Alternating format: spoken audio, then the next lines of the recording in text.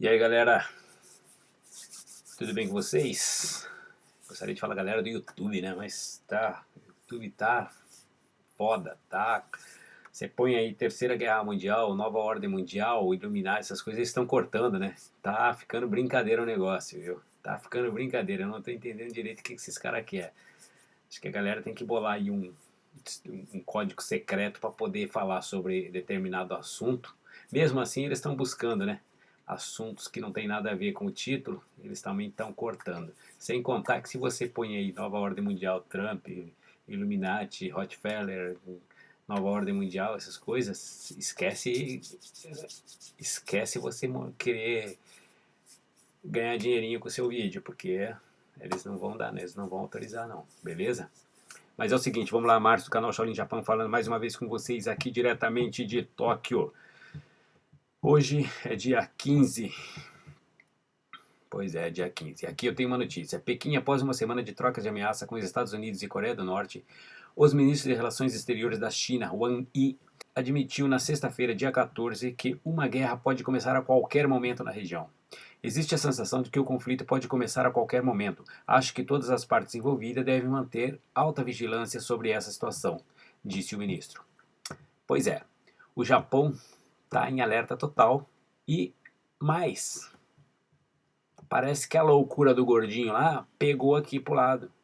Porque coisa que o Japão nunca fez foi querer se meter em guerra. No entanto, desde a época do Obama vem falando para mudar a Constituição para poder fazer guerra, os caras não quiseram. E agora, do nada, o exército está em prontidão. E já foi avisado, já mandaram o aviso lá pro gordinho maluco que tome cuidado, porque o Japão não está aqui para brincar. E que ele está preparado para qualquer tipo de situação que possa ocorrer. Aí, bicho, essa é a parada. O que a gente vai fazer agora, né? Não tem mais o que fazer. Eu gostaria de lembrar vocês que desde que aconteceu as eleições nos Estados Unidos, tem essa afronta. Estados Unidos e Rússia estavam se bicando e dizendo que um ia pegar o outro de qualquer maneira, né? Só que o que aconteceu? Nada. Depois deu a eleição, o Trump ganhou, né? O que acontece agora é que o Trump está enfrentando um problema dentro dos Estados Unidos, que alguns até estão alegando que seja o motivo principal pelo qual ele fez o ataque à Síria, que é processos investigativos da coalizão dele com o Putin. Talvez então joga lá a bandeira, não, o Putin não é meu amigo e fica tudo assim, o Putin já estava sabendo, porque ele foi avisado, né? A Rússia foi avisado que ia ter o ataque e eles saíram fora, provavelmente avisaram os sírios também. E a questão maior, pergunta que fica, né? Um país em guerra como a Síria e com aliados como a Rússia, Irã perto, por que é que eles não se defenderam? Não foi um míssil nem dois mísseis. Foram muitos mísseis, além do que eles tinham sido avisados de antemão. E por que não se defenderam de um único míssil? Não dispararam um único míssil para contra-atacar, não digo nem contra-atacar, autodefesa, né? Não aconteceu. Por quê? Aí foi onde eu falei, isso é bandeira falsa, não é possível.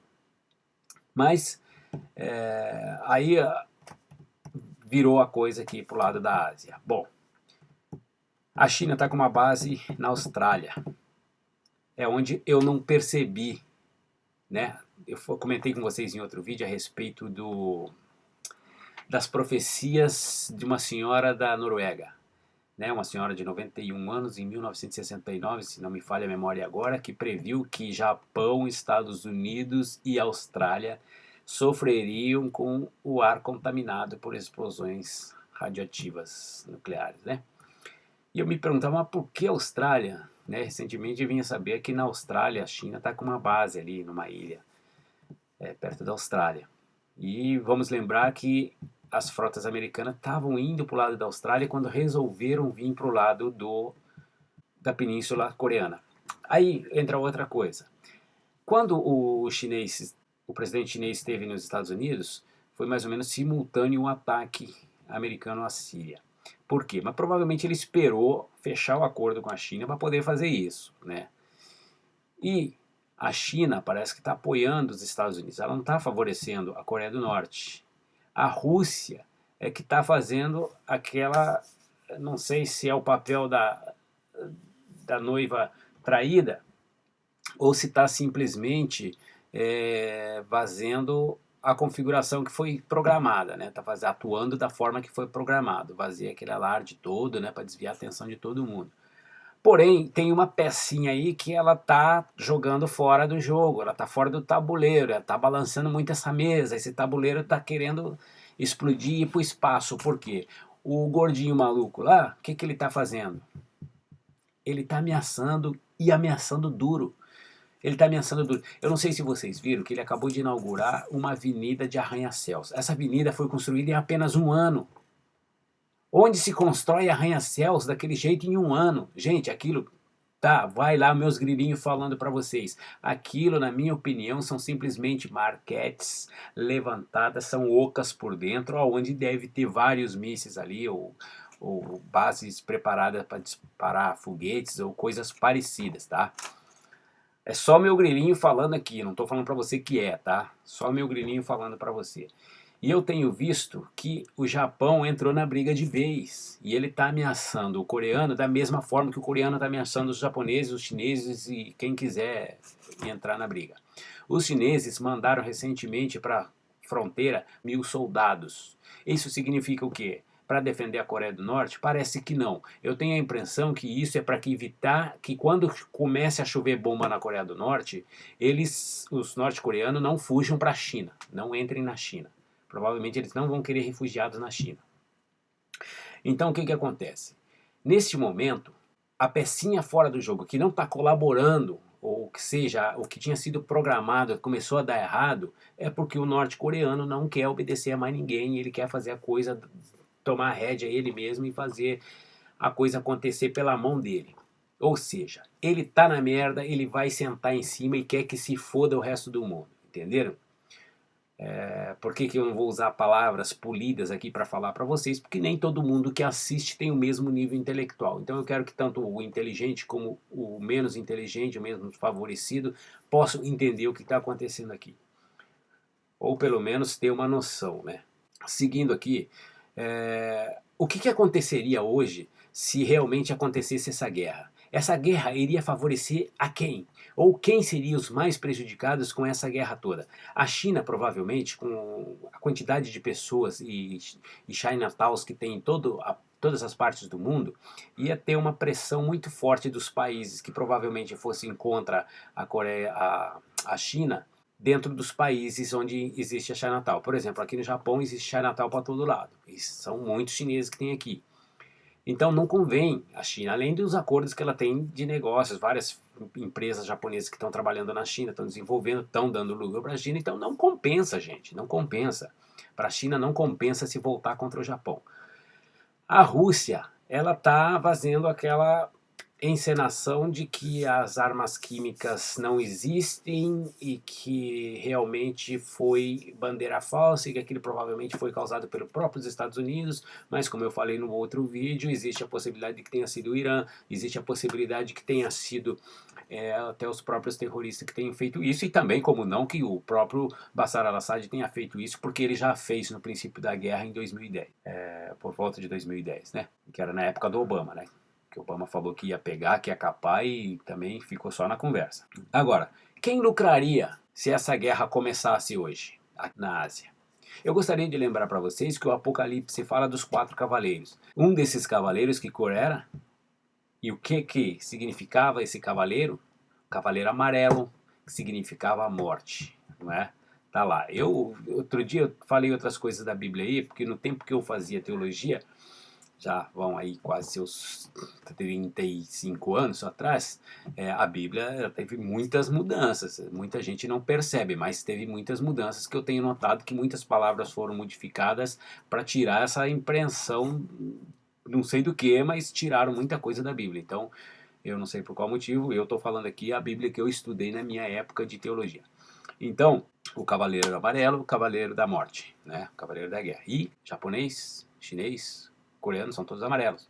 Ah, minha Nossa Senhora, vai começar a bagaça aqui. Mas eu tô vendo muito burburinho e pouca ação. Foi ontem ou antes de ontem, eu até publiquei no YouTube e depois também publiquei no Facebook a respeito do Twitter que o Trump postou. Deixa eu ver se eu acho ele aqui. Eu não tenho certeza que eu vou achar, tá? Mas ele postou que ele está preparado, que se a China não ajudar... Aqui, ó. Deixa eu entrar no Twitter do Trump. Aqui, ó. Eu quero mostrar para vocês aqui o e-mail do Trump. Vocês podem ver, o Donald Trump é ele mesmo que posta. Olha aqui, vocês podem ver a quantidade de mensagem que tem. Ele põe mesmo e ele não tá nem aí, mano. Ele manda ver mesmo. Então, deixa eu botar aqui traduzido em inglês. Só que tá traduzindo em espanhol. Mas, aqui, ó. Tenho a grande confiança de que a China tratará adequadamente com a Coreia do Norte. Se não puderem fazê-lo, os Estados Unidos com seus aliados o farão. Esse foi o recado que mandou o Donald Trump. Vamos ver aqui, ó, no dia 13 de abril de 2017, às 22h08, provavelmente esse aqui é o horário japonês. E o engraçado disso daqui é que quando eu vi esse Twitter, que ele postou esse Twitter, tinha apenas 76 visualizações. Bastou eu terminar de ler o que ele publicou, já tinha chegado a mais de 600 visualizações. Só de eu terminar de ler aqui, ó. Você vê, são três linhas só. E já tinha passado de 600 visualizações, mais 400 comentários, inclusive eu comentei. Eu falei para ele fazer o que tem que ser feito e faça logo. E que depois disso, Deus nos proteja. Não sei se eu vou achar o meu coisa aqui, porque mano, é muita coisa. Então isso aí é o que aconteceu no dia 13, certo? Foi quinta-feira. Agora, vamos esperar para ver o que vai acontecer daqui para frente. Então, eu quero ler para vocês aqui mais algumas notícias que estão bombando aqui no país. É o seguinte, uma que tinha saído agora há pouco, aqui no Japão, aqui ó. Deixa eu ler essa notícia para vocês, onde, né, na capa do jornal mostra que a Coreia do Norte exibe novos mísseis em desfile militar. Eu gostaria de lembrar vocês que houve um tempo em que falaram que os mísseis que a Rússia usava nos desfiles que ela fazia na época, muitos desses mísseis eram infláveis, né? Que era só para assustar o mundo. Mas esses do coreano aí tá com cara de inflável não, viu? Não tá mesmo. A Coreia do Norte realizou um desfile militar exibindo um novo tipo de míssil balístico ao alcance intermediário e outros armamentos. O evento de sábado marcou o 105º aniversário do nascimento do fundador do país, Kim Il-jung, avô do líder Kim Jong-un. Multidões se aglomeraram para a celebração na Praça Kyungsung, na região central de Pyongyang, no dia 15 de abril, o mais importante feriado nacional da Coreia do Norte. Kim Jong-un assistiu os feriados de uma sacada. O que aconteceu nesse dia também foi que dizem não, foi filmado, passou em todo o país aqui no Japão. A despedida dele foi a mais longa já registrada, tá? Ou seja, ele está se despedindo de uma forma que ele está falando para o país. Agora dá ou desce. A rede TV estatal Televisão Central Coreana transmitiu o evento em imagens ao vivo. O vice-presidente do Partido dos Trabalhadores da Coreia, Choi Ryung-hae, fez um discurso criticando a administração americana por efetuar ataques contra outros países, ameaçando a segurança e a paz do mundo. Bom, aqui a gente sente um pouquinho de temor, né, nas palavras que ele pôs aqui, né? Quer dizer, ele está acusando os Estados Unidos de criar temor ao mundo, né? De ameaçar a segurança e a paz no mundo. Choi acusou os Estados Unidos de planejarem uma provocação com um conflito nuclear, afirmando que a Coreia do Norte é contrária a tal situação. É bom lembrar que a Coreia do Norte ameaçou sempre ter uma bomba nuclear, mas isso eu acho que, vocês desculpem eu falar aqui, mas eu acho que é um direito que até eles têm. Um país comunista, um país fechado, que sabe que mais dia, menos dia, alguém vai querer tomar o território deles. Eles simplesmente, na tentativa de se protegerem, estão fazendo a bomba nuclear, né? Como vários outros países usam a desculpa da bomba nuclear para indicar força, indicar poder. Não sei se é o caso aqui, mas é o que me parece, tá? Os chineses, eles falam muito que ali na divisa da Coreia, existem muitos abalos sísmicos, mas esses abalos sísmicos eles não são causados pelas placas tectônicas, e sim devido aos testes nucleares que estão sendo feitos lá. Quer dizer que o cara faz muito teste mesmo, tá? O cara vem testando mesmo. Graças a um dinheirinho que eu não vou lembrar para vocês, que eu já falei em outros vídeos, quem foi lá levar esse dinheiro lá, né? E agora tá querendo entrar lá. É que o cara não quer obedecer o que foi comandado lá na nova ordem mundial. Então agora o jeito é empurrar a sujeira para baixo do tapete, né? Choi declarou que caso os Estados Unidos pratiquem provocações irresponsáveis, a Coreia do Norte vai retaliar instantaneamente com total aniquilação. Imagine vocês, total aniquilação. Ele disse que a Coreia do Norte está preparada para uma guerra em larga escala e vai responder a ataques nucleares com seus próprios bombardeiros atômicos. Palavras do chanceler Choi. Na sequência do discurso, houve um desfile militar que exibiu uma série de mísseis balísticos em uma unidade móvel de lançamentos. Entre os armamentos estavam um míssil de lançamento por submarino e um novo tipo de variante terrestre, conhecido como Polaris 2. É a primeira vez que a Coreia do Norte revela a arma em um desfile militar. Se não for inflável, igual supunham que era. Era na Rússia, não era? Eles usavam os infláveis? Mas vamos aqui para mais uma notícia. Agora, essa notícia aqui ela é boa, viu? Essa notícia aqui é boa. Chanceler japonês diz que o país está preparado para lidar com qualquer ação de Pyongyang. Até outro dia, gente, os caras não faziam nada nem para se defender da quantidade de míssil que esse coreano tem mandado para cá desde que ele começou com esses testes aí. O Japão, propriamente dito, não tomou nenhuma providência a não ser ficar ligando para os Estados Unidos. E agora o chanceler japonês diz que o país está preparado para lidar com qualquer ação de Pyongyang. O que a gente pode esperar disso?